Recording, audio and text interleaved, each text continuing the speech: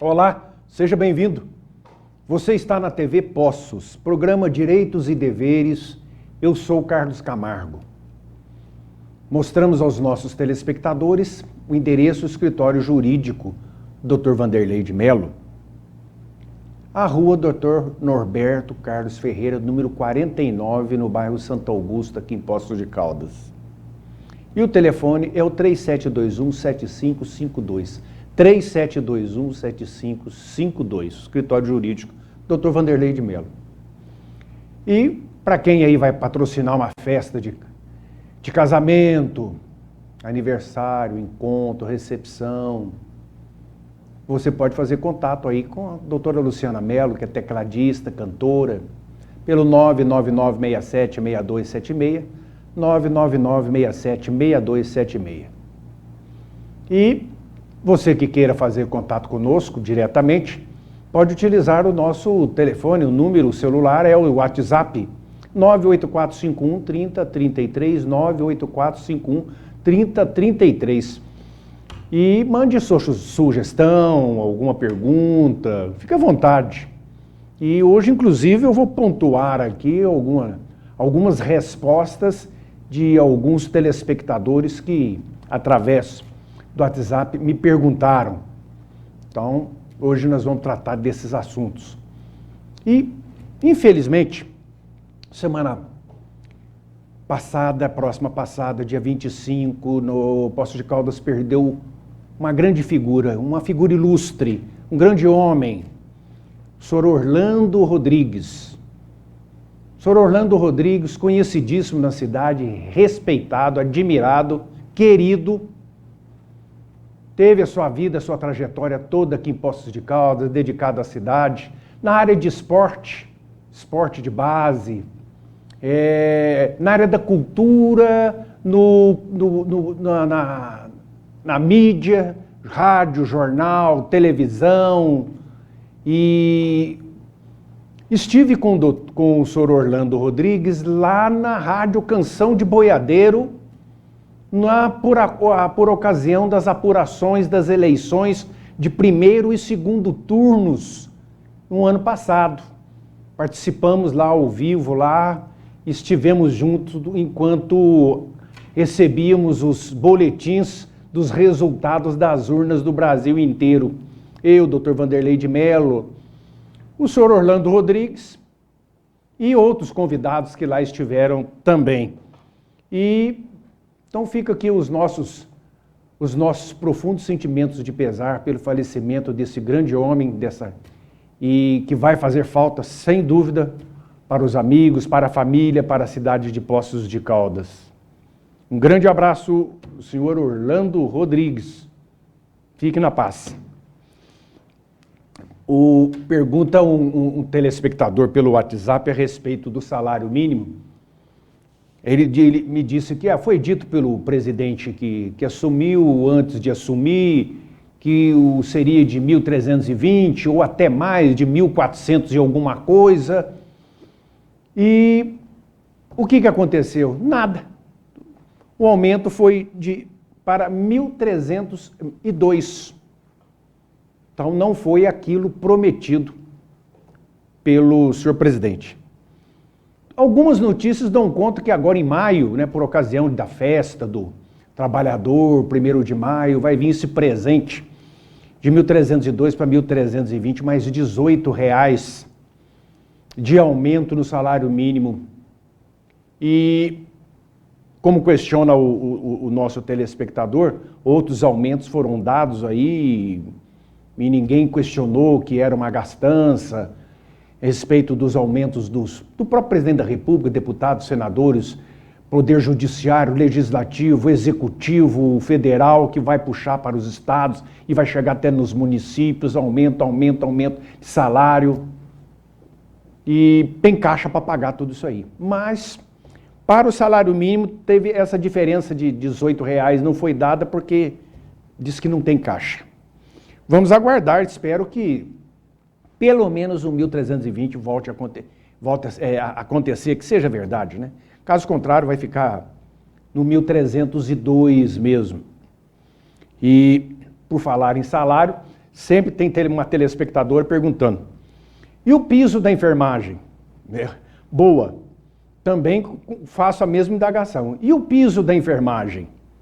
Olhe que isso aí é um assunto que se arrasta desde o ano passado, e vota daqui, vota dali, foi aprovado por 2 vezes na Câmara Federal, 2 vezes no Senado Federal, foi para o presidente da República da época, sancionou, está tudo certinho, aí entraram na justiça contra, alegando que isso é uma quebradeira demais contra os hospitais, as associações de hospitais, de plano de saúde, e o Supremo não, então vocês vão ter que dizer que para dar esse aumento para o piso salarial da enfermagem, onde vocês vão arrumar dinheiro? Aí volta novamente, aí novamente é discutido, não, vai ter dinheiro, o governo vai dar incentivo, vai mandar dinheiro, verba para os municípios, está resolvido agora. Aí, está resolvido? Não, não está resolvido. Agora, o ministro do Supremo quer que volte tudo novamente a ser discutido para que aquilo se transforme numa lei explícita, uma lei de uma lei que já existe. Resumindo, é uma vergonha, porque uma classe trabalhadora, o pessoal da enfermagem, tão relevante, todo trabalho é digno, mas o pessoal da enfermagem que está lutando aí por um piso base de 4 mil e alguma coisa, está aí agora sofrendo com essa lenga-lenga, aí vem o sindicato deles e fala uma coisa, e vai atrás de político, vai atrás de deputado federal, de senador, corre daqui, corre dali. Eu acredito que isso aí uma hora vai dar certo, né? Mas quando que vai ser? Então fica uma coisa assim que a gente fica... os dias vão passando, novos assuntos vão surgindo, aí vem assunto novo, uma confusão danada, e as pessoas ficam, então, aquém de pedir, vai socorrer com quem? Lógico, o sindicato pessoal da enfermagem é atuante, corre atrás, mas o negócio é lá em Brasília, o negócio tem que bater na porta lá do gabinete dos deputados e senadores, que já fizeram a parte deles. Então, está aí agora uma coisa esquisita para resolver. Com muita tristeza, eu ainda não tenho a alegria de dar uma notícia verdadeira no sentido, agora está tudo certo, está resolvido, já vai começar a pagar. E por falar em pagar, vai pagar retroativo desde quando a lei foi aprovada? Pode ter certeza que não. E por falar em pagar, o auxílio reclusão, a pergunta teve aumento? Mas não teve aumento do salário mínimo, aí o telespectador, então, mas teve aumento o auxílio reclusão, daquele que está preso? Teve. Teve uma faixa aí de R$500 de aumento. Auxílio reclusão, auxílio bolsa reclusão, ou como dizem outros, salário reclusão, outros, para quem está preso e que já tem ali muitas coisas que não vão onerar a pessoa do preso nem a família, né? Porque a parte de alimentação, assistência médica, odontológica, de advocacia através da Defensoria Pública, e mais 1.740 agora por mês nesse auxílio reclusão para os presos que têm direito a receber esse auxílio. Isso aí causa uma indignação, porque o telespectador fica, mas e aí? Aí surge um tanto de pergunta que não dá para entender, diz o telespectador, e não dá mesmo. Um assunto está correndo na internet aqui em Poços de Caldas, e algumas imagens, algumas falas, algumas escritas, vídeos, né? Que, resumidamente, dizendo que bandidos de fora, Rio, São Paulo, estão migrando para Poços de Caldas com o intuito de fazer assalto aqui na cidade, principalmente aos motoristas, em que são abordados repentinamente em semáforos, sinal de trânsito, e tem lá um filme, uma imagem, uma fala. Isso aí, segundo consta até um dos que se dizem vítima, não fez boletim de ocorrência. Diz que foi roubado, assaltado, e não fez boletim de ocorrência. Se não fez boletim, não tem como a polícia saber. Se não tem como a polícia saber, não tem como a polícia preparar uma ação preventiva, repressiva, em cima do suspeito, do bandido, do local onde possivelmente esteja agindo. Então é necessário que se faça o boletim.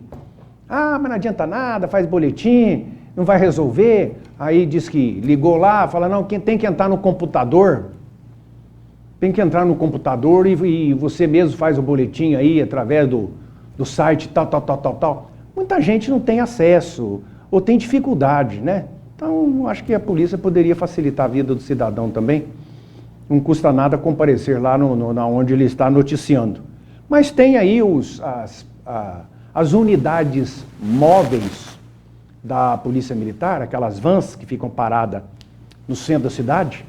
Vá lá então, faz ali o boletim de ocorrência. Não deixe de fazer, porque senão não tem como fazer a repressão sem a prevenção de crime, que vai olhar lá, tá tudo tranquilo, aí entra na internet, fulano foi assaltado num semáforo na Avenida João Pinheiro, não sei mais aonde. Uma coisa eu posso garantir, é muito pouco provável que sejam bandidos que venham do Rio de Janeiro, de São Paulo ou de outras grandes cidades para Poços de Caldas para fazer essa prática criminosa aqui. Lá o mercado é muito grande e eles têm a oportunidade de roubar 24 horas por dia, não precisa sair de lá para fazer isso. São bandidos daqui mesmo, marginais, que então estão utilizando aqueles métodos, que toda hora a televisão está mostrando, de manhã, de tarde, de noite, de madrugada, as TVs abertas estão mostrando, na internet está mostrando toda hora, as câmeras de segurança das casas registrando as pessoas sendo abordadas por 2 rapazes em moto, ou então por rapazes a pé, ou então no semáforo, e por aí vai. Então, são pessoas daqui mesmo, o que tudo indica. Então, esse tipo de notícia acaba até piorando, né, leva um certo pânico. Por outro lado, os motoristas devem tomar uma cautela. O vidro aberto do veículo é perigoso. Parar em semáforo com vidro aberto é perigoso.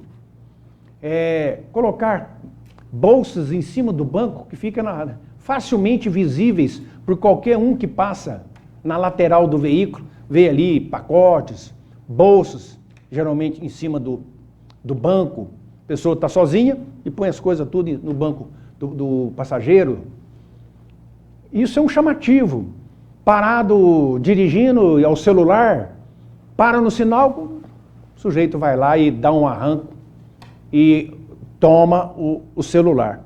Então as precauções têm que existir. Então a gente vê que as pessoas param, todo mundo de vidro aberto, falando ao celular ostensivamente, aparecendo para todo mundo. E, mas aqui é tranquilo, é Poços de Caldas. Mas também tem aí os bandidos, os marginais daqui, o que agem aqui. Lógico que a proporção é bem pequena do que nas grandes cidades, mas acontece como está acontecendo, segundo casos aí noticiados na internet nesses dias aí. Mania das pessoas também, ficar dando dinheiro para pedintes aí em semáforo, alimentando o tráfico de droga, né? Porque hoje o telefone 156 da prefeitura, assistência social, eles lá fazem um trabalho espetacular. As pessoas, muitas delas, ficam ali de vidro aberto, dando moedinha para esses indivíduos. Com isso, as coisas vão sendo facilitadas. A pessoa perde o senso de vigília, o senso de vigilância. Então, o celular, a janela aberta, os vidros todos abertos. Então, prevenir é o melhor remédio. Prevenir é o melhor remédio.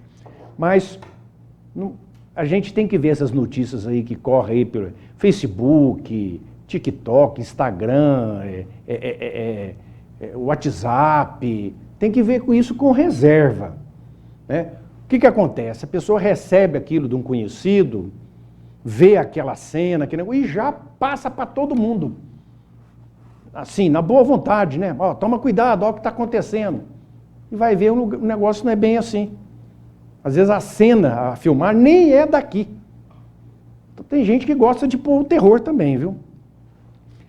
Tudo é necessário para que a gente possa...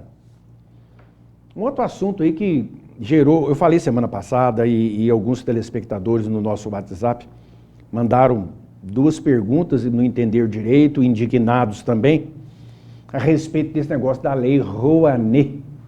Eu disse no programa anterior que cada lei tem um número, lei federal. Nós comentamos aqui leis federais, aquelas que são feitas lá em Brasília. Tem validade em todo o Brasil.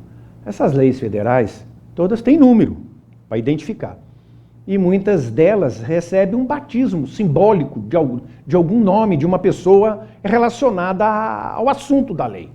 Então, o Rouanet era uma pessoa ligada à cultura, é o que propôs que se criasse um meio de dar incentivo, financiamento, um apoio monetário de valor de dinheiro às pessoas ligadas às artes, todas as artes. E a gente vê que, então, esse dinheiro, ele é retirado do próprio contribuinte. Aí a pessoa fala assim, não, mas esse dinheiro que estão gastando com a Lei Rouanet, que o Ministério da Cultura financia atividades de artistas, cantores, compositores, artistas de teatro, escritores. E esse dinheiro não tem que as pessoas criticarem, não, porque ele não vem do cofre do governo. Ele vem de doações das pessoas físicas e jurídicas. Muito bem. É assim, mas não é bem assim. Vou explicar. Por ocasião do imposto de renda, da declaração do imposto de renda, uma pessoa física ou uma pessoa jurídica, uma empresa, que vai ter que pagar algum valor no imposto de renda, ele pode abater esse valor e dirigir esse montante, esse dinheiro, para a cultura. Então aquilo já é depositado direto. Já vai para um caixa que seria o caixa da cultura, da Lei de Incentivo à Cultura, a Lei Rouanet. Mas, com isso, o caixa do governo, o Tesouro Nacional, deixou de receber aquela quantia. Por quê? Porque aquela quantia não chegou lá, porque ela já foi para um outro caixa, que é do Fundo de Incentivo à Cultura. O que aconteceu?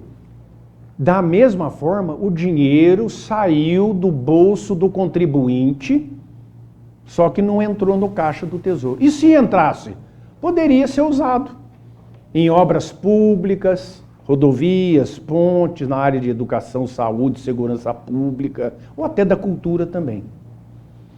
Mas isso foi uma maneira que acharam de incentivar o cidadão, o pagador de impostos, a deixar de pagar para o imposto de renda uma determinada quantia, que ela tem um determinado valor conforme o valor que a pessoa vai declarar de imposto de renda e que vai pagar, para que uma determinada quantia seja colocada para esse Fundo Nacional aí de Incentivo à Cultura, que foi criado para ajudar os artistas de todas as áreas. Mas aquele artista raiz, aquele artista pequeno, que está começando, que precisa de um impulso.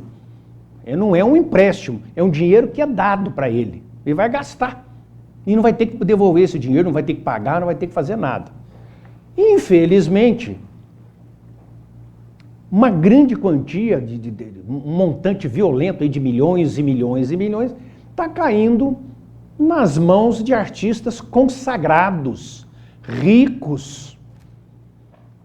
E aqueles pequeninos que tem lá, que cantam num coreto, que cantam num barzinho, o escritor que tem várias matérias escritas, não tem dinheiro para editar o livro. Uma poetisa, um poeta, trovador, pessoal da arte, de toda a área literária, não tem. E como é que faz? Esse que tem que ser incentivado, esse que tem que receber o dinheiro. E não os famosos, os ricos, que ainda ganham do ingresso. Então isso aí é que causa indignação.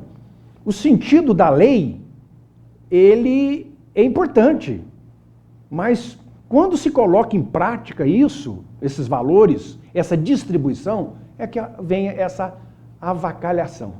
Já que a gente volta.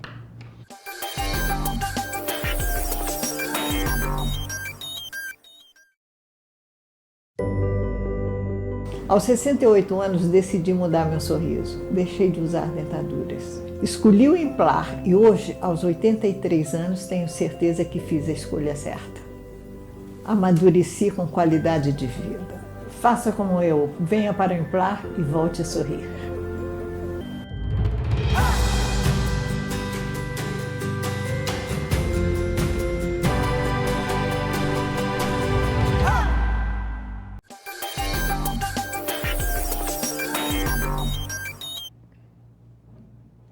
Também me perguntaram aqui sobre o tal consignado do Auxílio Brasil.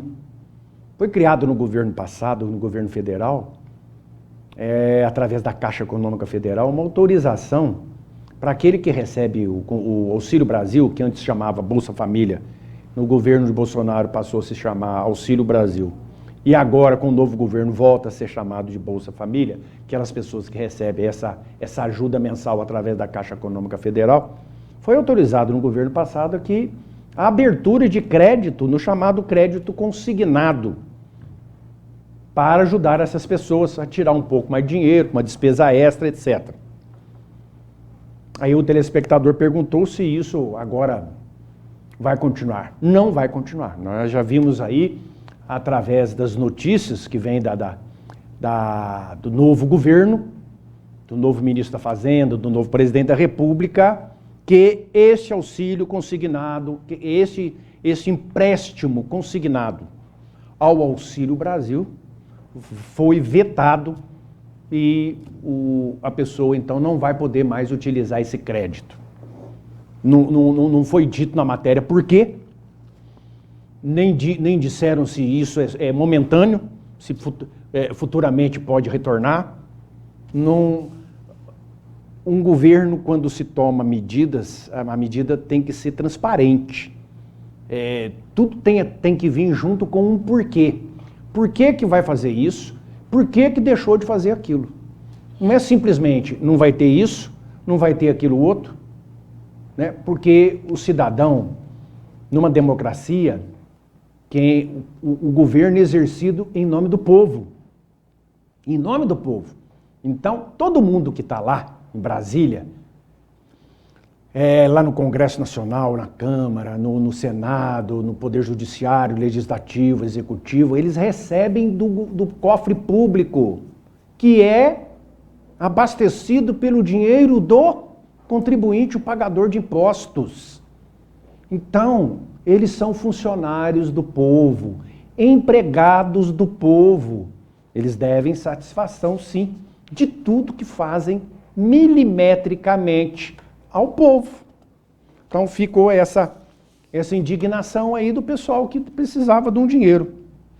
Também no mesmo sentido, foi criado aí no governo passado um mimo, podemos chamar assim financeiro, chamado saque aniversário, do saque do Fundo de Garantia de Tempo de Serviço, o FGTS, que seja, no mês de aniversário, o trabalhador, o contribuinte, o funcionário, ele poderia, no mês do seu aniversário, tinha autorização para retirar uma parte, uma porcentagem, uma parte, do fundo de garantia, no mês de aniversário. Para comprar um presente para si mesmo, para fazer alguma coisa na sua vida, o dinheiro é dele. Uma hora vai chegar para ele. Então há esse pequeno adiantamento do saque aniversário do Fundo de Garantia que foi feito pelo governo anterior e que, segundo já se tem notícias amplamente divulgadas por toda a imprensa nacional, que vai acabar. Se é que já não chegou a ordem para acabar. Não vai poder mais, no mês do aniversário, sacar ali uma porcentagemzinha do Fundo de Garantia. Aí volta a minha indagação. Por quê?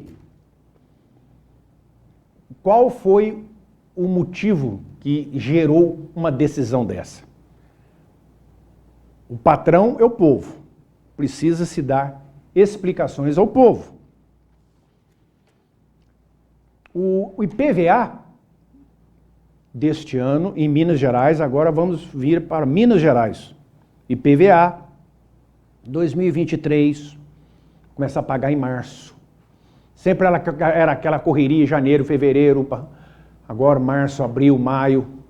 O governo de Minas Gerais empurrou um pouquinho para frente, que é para dar um alívio para o contribuinte, porque geralmente janeiro é um mês pesado. Mas nada impede, e é até bom que seja assim, quem tiver condições, já de pagar o seu IPVA. Vou pagar lá em março. Vai que em março aparecem outras despesas e não dá para pagar. Então, se já tiver condições, quem é aquele que tem veículo, que já tiver condições de pagar já o IPVA, ele vai ter um desconto. É um pequeno desconto, mas já vai ajudar. E já fica livre disso aí também. Ora, quem não quiser utilizar isso, espera então a escala dos meses que vão vir aí, conforme o final da placa, como sempre é feito. Mas o que eu estou querendo dizer aqui é que quem quiser pagar já pode, nada impede. Tem um pequeno desconto. E por falar em desconto, aquela taxa de licenciamento, que lá na época que foi criada, no governo Itamar, que ficou apelidada de taxa Itamar, que não existia, e que o Itamar implantou aquilo, e que hoje não tem mais razão de ser também, porque você pode entrar no sistema, no seu computador e visualizar lá o seu licenciamento e imprimir o licenciamento. Então essa taxa de licenciamento não tem mais razão de ser. Hoje é tudo computadorizado, digitalizado, mas a taxa ainda continua, infelizmente. Mas deu uma baixada no valor. Então o valor diminuiu bem com relação a anos anteriores, essa taxa de licenciamento. Então, com isso, aquele que já tiver condições também já pagar o IPVA e a taxa já fica livre. A taxa é um valor menor. Não precisa também esperar. E ainda uma boa notícia que ainda não voltaram a cobrar o DPVAT, né, que é o tal do chamado seguro obrigatório. Então, para 2023 também não tem. Então, é só o IPVA e a sua taxa de licenciamento. O Poder Judiciário retorna às suas atividades, já retornou dia 20, né? Estava praticamente todo mundo trabalhando remoto, por causa da pandemia, audiências, tudo por virtual, mas agora, o dia 20 de janeiro foi o último dia do recesso forense, das férias do fórum, que nas férias trabalha em regime de plantão. Então, dia 20 retornou tudo, de 20 de janeiro. E no dia 27, também retornaram as audiências presenciais, aquelas que estão sendo feitas tudo por computador, por chamada audiência virtual, o juiz lá num lugar, promotor no outro, o advogado, a testemunha, a vítima em outro. Agora, continuam sendo autorizadas essas audiências ainda virtuais somente em alguns casos. A maioria vai voltar a ser presencial conforme a resolução 481/2022 do Conselho Nacional de Justiça, que limitou o teletrabalho de servidores e magistrados e definiu a volta das audiências a um modelo presencial. Um grande abraço, fiquem com Deus, até a próxima.